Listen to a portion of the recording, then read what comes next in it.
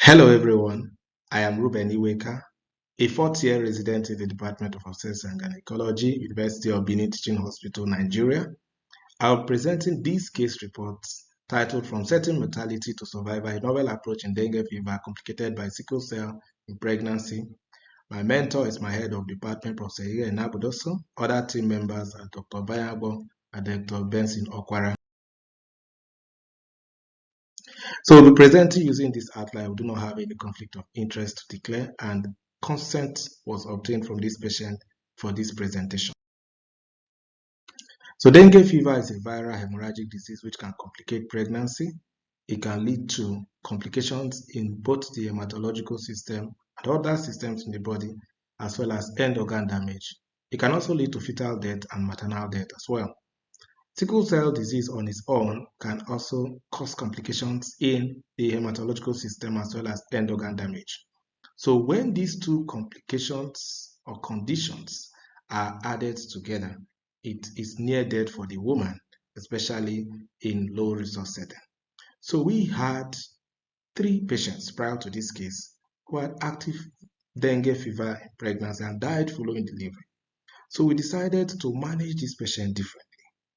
Currently, there is no consensus about the timing of delivery for dengue fever in pregnancy, and there is limited guidance for low resource setting on how we should manage this patient despite the high burden of this condition.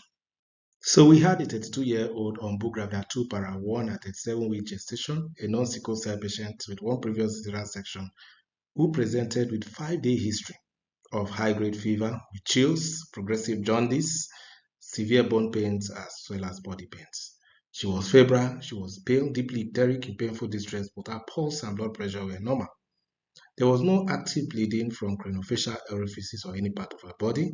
The fetal cardiotocography was reassuring. This gave us opportunity for non-emergency decision making.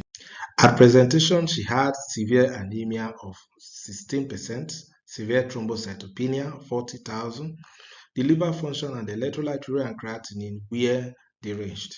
The dengue fever polymerase chain reaction test was positive. On the day 11th, she was delivered following viral clearance. She had hyperhemolytic crisis on the day 12th, and she was stabilized and discharged on day 19th. So, due to our experience of 100% mortality, we decided to employ a delayed delivery approach, prioritizing viral clearance. She was co-managed with the hematologist, the nephrologist, and the infectious disease team, and we monitored the fetal heart closely. She also had intravenous fluids. On the 11th day, we had viral clearance, and we noticed that she developed spontaneous labor. Following that, we noticed that she also had fetal distress. On suspicion of uterine scar dehiscence, we did an emergency cesarean section for her with outcome of a live female neonate. The finding confirmed the uterine scar dehiscence, as you can see here on the slide. Following delivery, she developed hyperhemolytic crisis, as we can see here on the slide, with tea-colored urine. She was managed in the high dependency care unit with steroid treatment, street fluid input-output balance with anticoagulation treatment. Hypokalemia was corrected and further transfusion was withheld with Baxter volume of 25% due to the active hemolysis. Both mother and baby were managed and discharged in stable condition after 19 days of mother's admission. The follow-up has been unremarkable. From our findings, only study by Reddy et al. Showed a patient with dengue fever and sickle cell pregnancy, but interestingly, this patient had delivery following a presentation with labor pain. And also, this patient did not have complications like us. So we recommend from our finding that it is better we achieve viral clearance and maternal stabilization before delivery, as this will prevent complications. Also, hyperhemolytic crisis should be anticipated and proactively managed. There is need for multidisciplinary approach.